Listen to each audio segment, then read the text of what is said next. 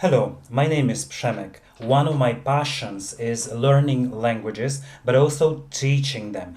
I'm also passionate about productivity and personal knowledge management.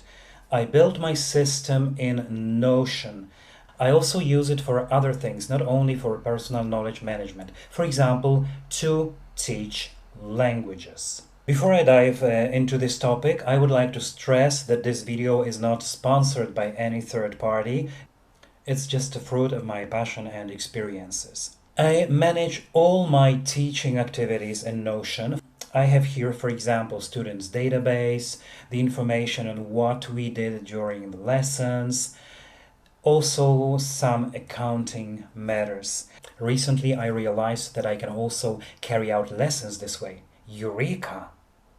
Previously, I used documents like Word documents, Google Docs, interactive platforms, books, audio files stored in my hard drive. Not anymore. Now I have everything gathered in one place. It really helps to conduct lessons more smoothly. This place is, of course, Notion. So let's see how I use it for this purpose.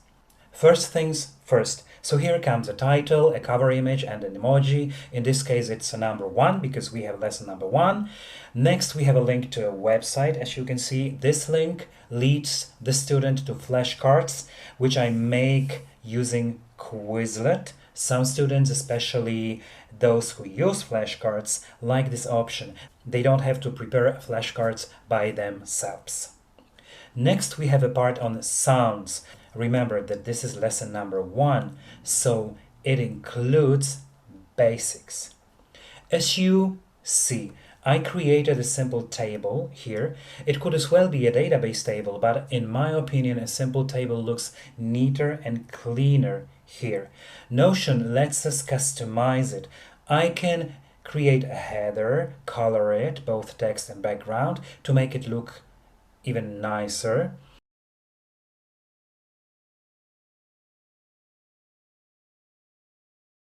If for any reason I need to rearrange the table, I can just drag a column to a new place. The same can be done with rows. There are even more possibilities when it comes to tables. We can color the whole column or row. In this case, I changed the color of columns to differentiate them. They are colored according to the ending of nouns. Blue ones are those only masculine, pink feminine, and gray, let's call them unisex. Here you just have to learn the noun with its gender, because the ending won't tell you what gender it is. While teaching, we often need to enumerate things, words, options. Nothing easier. We just use bullet point formatting, like I did here with the sounds, or here showing ways we can call people. In the next part, students learn some basic expressions, greetings and farewells in this case. To highlight them, I use callouts and color them to make them look more beautiful and clear. In this case, I used blue. Here you can also see another callout. This one tells students to pay attention to the technical things. I changed emoji here to differentiate it from other callouts, which contain new words or expressions. Each time new words or constructions are introduced, we immediately try to put them to practice. I ask questions and encourage students to use them. Of course, in the beginning, it's not easy, but with time, these dialogues get longer and longer and richer. Here we come to an exercise in which we have some text and photos. Earlier, I just switched the screen to the scanned book, and we carried out this part outside the document. Now I don't have to do it. I have this page right inside Notion. As Notion lets us insert images, you can see that mine is quite small and located in the center. This is the default for Notion. which doesn't always look nice. What can we do? We can't drag it to the left, it doesn't work. But there is a workaround. We can create another column on the right. This way, our image is moved to the left. But when I want to make it bigger, it doesn't work like I want it because it's limited by the second column I just created. So let's remove it. Now we can drag the one side of the image and make it bigger this way. But for the time being, let's make it smaller again. An update from the last moment. Now Notion lets us locate embedded objects the way we want, to the left, to the right, or we can just leave them in the center. In this particular exercise, students have to pick out one person who is not studying Spanish. It's not difficult to remember or just know the answer from the text for me as a teacher, but it's not always easy. It's not easy to remember all the solutions to all the exercises. I could write the solution here, but then students would see it, and I don't want them to. Here, another function of Notion comes in handy. Toggles. Let's look how it works. Here we have a toggle with a solution. Let's expand it. There you go. It's very easy to create this one. Let's do it together now.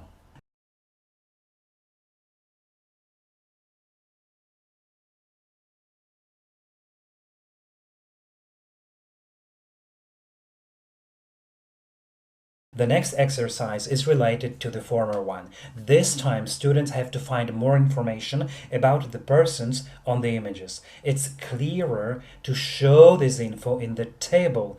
And again, I need to have the solution here. But I want to hide it from students. How do I do it? I use the toggle, of course. We can drag the table inside the toggle. Voila!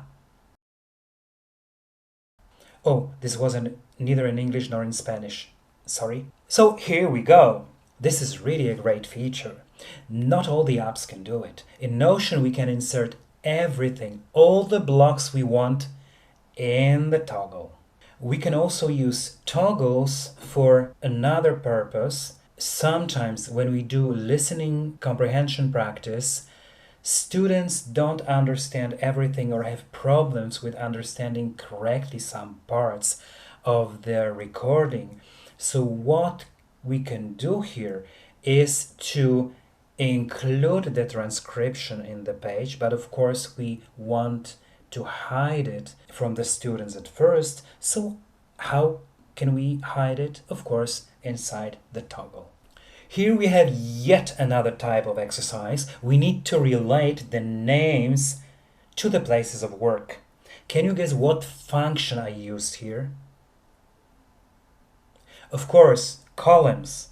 Then I applied the background color to the text. Now, when a student decides on the answer, we can just drag it to the appropriate place next to the name. Time to learn some numbers. Counting is one of the most important things in any language. That's why it's included in lesson number 1. And as I mentioned before, students immediately learn to use newly acquired knowledge in practice. Here we have an inscription form for a language school. We have 3 persons and we ask them their data to fill out the form. This part is called listening comprehension. For this, we need audio files. Again, in Notion, it's very easy to embed audio files inside the app. Then we can listen to them without having to move to another site or another app. All we need to do is write /audio and choose a file from our archives. Of course, we can put also here a link to a website, but then we would need to leave Notion, and I don't want it during the lesson. Teaching means also giving homeworks. So here we are, some exercises for students at home to practice what they have just learned. There are other functions and possibilities we can use. We just need a bit of imagination. In the same way as I embedded audio files, we can embed video. I sometimes do it, but not in this lesson. We can easily create exercises of true or false type. Let's see how we can do it using the table below. Just remember to use database table in this case, because simple table format doesn't allow us to use select or multi-select property. So here we have 3 sentences. We need to decide, well, student has to decide if they are verdadero or falso. So let's write these options here. Then we just convert them into select, and here they are. With this example, I would like to finish this lesson. But that's not all. There are some technical things we need to think about. After each lesson, I send the student the document with everything we learned. Again, in Notion is very easy to convert the page into PDF file. Just go to the right upper corner, click these 3 dots, scroll down to export and choose PDF. And that's all. This is the result. It looks nice and neat with everything we talked about, with all these features, all these tables looking nice. The thing worth mentioning here is that even if we close the toggles in the document, when we convert it into PDF, the toggles will be expanded, so all this information will be visible. But let's return to our page. After the lesson, I want to make sure that I did everything I was supposed to do. I can create checkboxes. For example, send the document to the student, or look for an easy text for the next lesson. Let's say that I do the first one immediately, but the second task can be done later. How to remember it? For this purpose, I use a linked database. I have a master database with all my projects and tasks, and I need to insert it here. It's not super convenient, but this is the best way to do it, at least for me.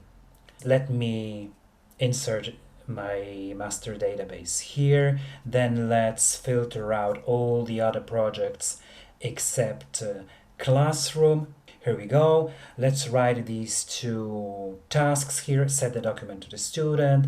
Let's set the deadline for today. Then look for an easy text for the next lesson. Let's set the deadline for the 3rd of August. Done. Now that I'm sure that I noted down all the tasks associated with this lesson, I can finish it and close the document. Let's see how these tasks are visible in my tasks calendar. Here we are. Here we have projects, tasks. Let's look under today. Send the document to a student. Yes, here we have this task. And the second one planned for the 3rd of August. Yes, it's visible here. So now that I'm sure that I noted down all the tasks associated with this lesson, I can finish it and close the document. To summarize, Notion is a very convenient app to prepare lesson plans and to carry out the classes, as we can use various kinds of functions for various kinds of activities, filling out the tables, reading the pages, listening to audio files, watching videos, etc., etc. Since I started to work this way, I don't need to switch between apps and screens, there and back. Now the teaching experience is much smoother. And how about you? Below there is a space for comments. Please feel free to spare a moment to write your thoughts and opinions. I'm sure some of you, like me, use Notion to teach something, maybe a language, maybe a different subject. Share your experiences. Which functions do you use most often? And the last request, if you liked this video, give thumbs up. It will encourage me to record more videos like this one. And if you didn't like it, give thumbs down. It will also be an important feedback for me. This is all for this video. Thank you very much for watching. Bye bye.